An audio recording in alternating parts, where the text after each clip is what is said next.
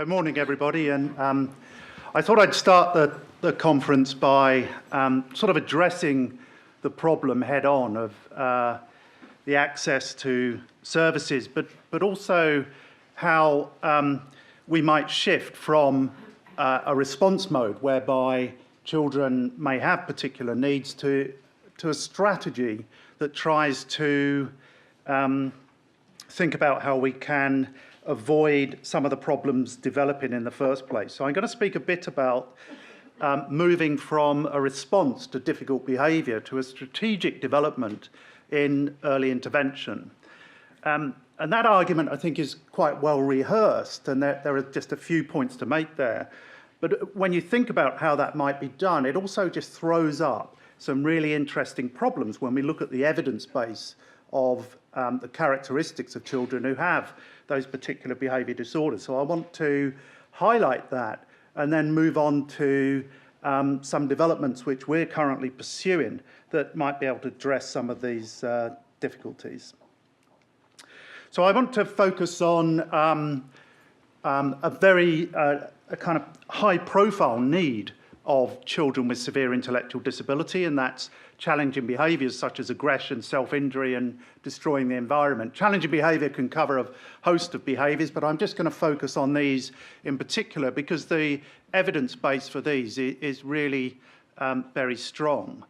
And just to show you that these problems are not uncommon, and there's a number of recent research studies that show us that if we meet children at a young age showing, for example, self-injury, then there is a very, very good chance that if we meet those children 20 years on, they will still be showing that behaviour. They will still be showing self-injury. This behaviour does not go away of its own accord. It needs to be addressed. And the other point to make, I think, and many of you will know this, but I think there is underestimated human and economic cost in a number of ways. So we simply, I believe, are underestimating the impact that these behaviours have on families and on children themselves. And finally, and I think this will come up as a theme throughout the conference, is the lack of appropriate intervention. And we've shown this in past studies in South East England, more recently in Birmingham, and showing that the children, even with the most severe behaviour disorder, may not be recipients of services. So there's a clear problem there, and I certainly don't want to imply any criticism of existing services that are doing a very tough job at the moment that's been made even more tougher for them. There's no implied criticism of those services, but there is recognition of how difficult these behaviours are to address when children grow up. So this is a sort of an idealised trajectory, really, of behaviours like self-injury and aggression. They rarely appear at a level of clinical severity just out of the blue. The typical trajectory is a gradual increase in severity over time. And this is what I mean by response, from moving from response to strategy. So the response at various stages of severity is sort of staged. So we may, the very first instances of self-injury, for example, we may not identify those as a problem, but we may think, well, this now needs management. Teachers, parents may think, I've got to do something about this. I need intervention. This now needs additional resources, and ultimately we may be thinking of a specialist placement. And you can ask this question, what's the impact on the person, their families, and their carers as severity increases? Any clinician in the room will tell you that dealing with self-injury and aggression in a 3-year-old is a lot different than dealing with the same behaviours in a 23-year-old. It's much, much tougher. And also, we may guess that the interventions are more effective if they're implemented early on. A very, very thin evidence base on that, but I think that's a reasonable assumption to make. So the point I want to make from this is that there's good reason to think that early intervention, spotting children early, is a good strategy, and we've also produced in a number of studies a number of behavioural and child risk markers characteristics that help us predict which children will develop or are at higher risk of developing self-injury and aggression. So now we have a targeted high-risk group, and we may think about moving to early intervention. So that's where we've got to in our thinking about this. And looking at the early intervention programs, for example, Triple P, some of these programs have certainly got tweaks to them, but the main emphasis within these programs is on parent training. So there's some emphasis on responsibility lying with parents to implement the intervention. There's coverage of a wide range of behaviours. And again, there's an emphasis on operant learning and parent-initiated behaviour management. And so these are generic characteristics of some of the early intervention programs. And the point I want to make here is that the early intervention program itself is if you like, a large package covering a wide array of behaviours across a very, very heterogeneous group of children. And I think that may be part of the problem. And so I just want to, at this point, just make the argument that we may want to see an early intervention strategy, and we can see how it can be delivered from existing packages and existing intervention programs. But I just want to sound a note of caution and then suggest how that might be addressed. So one of the things we know within the group of children who are at the highest risk of developing self-injury and aggression is that the genetic syndrome that a child has, the cause of the intellectual disability, is important as a predictor, as it shows us that the behaviours of interest or the behaviours of clinical concern will vary according to the particular syndrome. So along the bottom here, there are 7 different syndromes: Angelman's, Cri du Chat, Comelia de Lange, Fragile X, Prader-Willi-Lowe, and Smith-Magenis. And in each of those syndromes, you see a different pattern of behaviour disorder. For example, high levels of self-injury in Comelia de Lange, lower in Angelman syndrome, and the reverse pattern for aggression. So what this starts to show us is that in that group of high-risk children who we might target for early intervention, different children are at risk for the development of different behaviours. And the point that I want to make is that if we have a large-scale generic intervention covering a whole host of behaviours, we may be giving some parents information that is not applicable to them and not enough time to the behaviours that might be of interest. And we can predict this to some extent. The second point is that we know increasingly more about the causes of self-injury and aggression, for example, in different syndromes. So these are results of a comparison study looking at the causes of self-injury and aggression in 3 different syndromes: Comelia de Lange, Angelman's, and Cri du Chat. And the results we had from that study showed us first that pain as a cause of self-injury in Comelia de Lange syndrome was much more common than the other 2 syndromes, and secondly, that an operant learning paradigm was much more common in Angelman syndrome.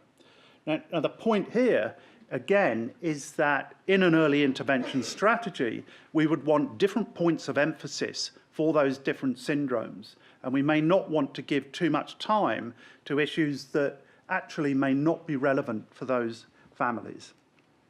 And the final point about this is about complexity. Now, again, from the research at the Cerebra Centre, we've been able to study a number of different aspects of behaviour within different syndromes. And one of the things we learned from this is that in different syndromes, the context of an individual behaviour that we may focus on is very, very different. So if we look at self-injury in Smith-Magenis syndrome, you can see that there are other parts of the syndrome and other parts of the behavioural profile that are important. So the temper outburst may be alongside the self-injury. Self-injury might be driven by motivation for social contact, and the impulsivity may be correlated with less control over the self-injury. But if you look at Comelia de Lange syndrome, those other issues are not evident when one is addressing self-injurious behaviour. So the point here is something about knowing that broad context and the interaction between different components of the behavioural phenotype, but also the expectation that may be placed on parents, teachers and others who are implementing the intervention, that the behaviour in Smith-Magenis syndrome is not really occurring in isolation.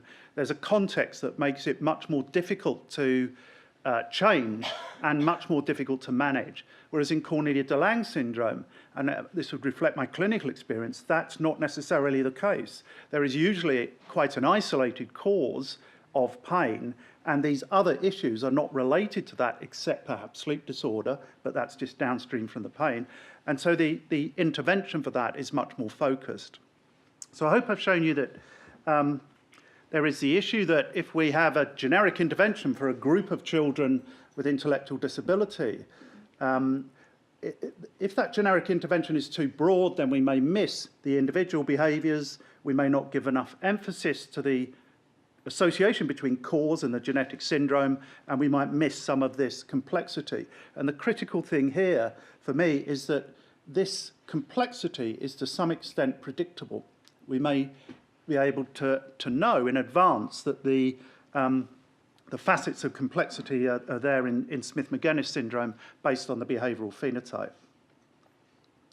So I've raised some sort of issues there about the delivery of an early intervention strategy that conflicts with the growing body of knowledge that we have about individual syndromes. And that body of knowledge is growing exponentially and will continue to grow as we identify more and more causes of intellectual disability from genetic disorders. And there's a second issue. This is both a strength and a limitation, if you like. But in our recent work with 6 different syndromes, one of the things that comes across very, very clearly is the importance to parents and the syndrome support groups of the identity of that genetic syndrome. So it's very important to parents that the genetic syndrome is recognised by professionals and within an information giving or intervention giving context. And that trying to bring those elements of behaviour intervention together without recognising that individual identity, I think compromises how effective we might be. Another problem is that the number of genetic syndromes associated with intellectual disability is growing very significantly. And the problem for practitioners in knowing enough about each individual syndrome to be able to adapt early intervention, for example, is simply the number of syndromes that one would have to be familiar with. And again, this number is increasing. And finally, if I search on Web of Science over the last 11 years and say how many papers have been published on each of these individual syndromes, then you can see there's a significant literature that needs to be, that professionals and parents would need to be aware of. So we on the one hand, I think we're recognising the importance of that recognition of the individual syndrome. We can see some strengths and limitations of identity with that syndrome, if you like, but also we can see a problem in just simply the wealth of the information. So I want to just mention one strategy that we're developing and at the Cerebra Centre, and we've done this in collaboration with Cerebra and with funding from the ESRC, and this has been led by Jane Waite on our team. And it's the first website that will cover behavioural issues in a number of different syndromes. And I just want to touch on the way it does that and then explore some of the implications for early intervention. So one of the important features is that the website takes people in via the syndrome of interest. And I think that's very important because then you can give that syndrome-specific information and it allows us to acknowledge the importance of the identity of that syndrome. The second thing is, as you can see there, there's a lot of material that is presented by parents themselves. And these parents' stories are really very important. And our experience of working with parents is that presenting research evidence is far less effective than an individual story that a parent might identify with and see some similarities with their own child.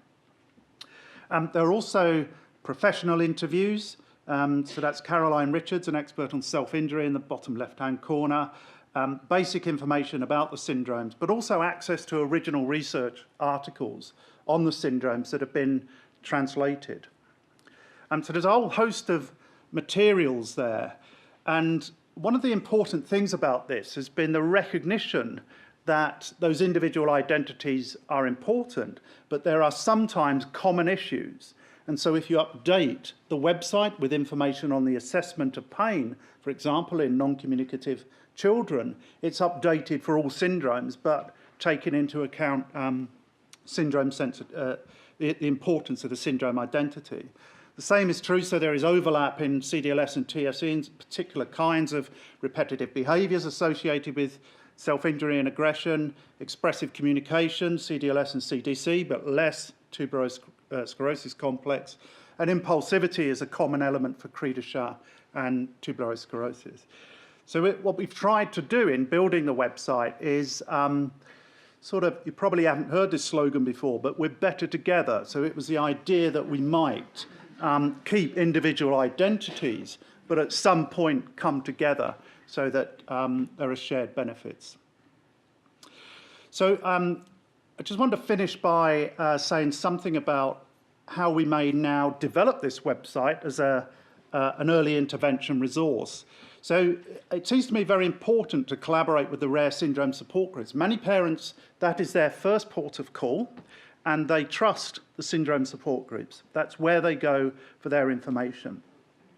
The second is that we could promote this through, it has to be promoted through a common source, a source where all children will have contact. And I think that's probably going to be schools, child development centres, and through the rare syndrome support groups, so that we can make these resources available to parents. The other thought about this is that any information given that we start to give around early intervention, that it's quite important that it's both interactive and sort of personalised to some extent. So one of the things that's become clear to us is that parents are using Facebook, for example, much more to gain information than they are static web resources. That's because you pose exactly the question you want an answer to people at exactly the time you want that answer, and you can give information about your child. And so you have to weave that in to how the website behaves when a parent approaches it. So we could have different routes in, dependent on the child's age and degree of intellectual disability, for example, as well as syndrome, obviously. And then what would be there? Well, there would be syndrome-sensitive behaviour-related guide, a long sentence there, but it would give information about known health problems that that research evidence shows us are associated with behavioural problems. The risk markers that we know predict later development, so that professionals, teachers can be aware that some children are at greater risk of development of behaviour problems later on. Key issues, so these are issues that are drivers behind a number of different forms of apparent behavioural problem. And these are things like impulsivity in Cri du Chat syndrome, unusually strong attachment in Smith-Magenis syndrome. Again, these are findings that come from PhD students funded by Cerebra at our centre. And then sort of strategic early intervention, so broad advice that you might give around different syndromes. For example, the importance of effective communication in Cri du Chat, less so in Prader-Willi, but the importance in Prader-Willi of not letting routines to develop, because if there becomes stronger adherence to routine, it often triggers temper outbursts.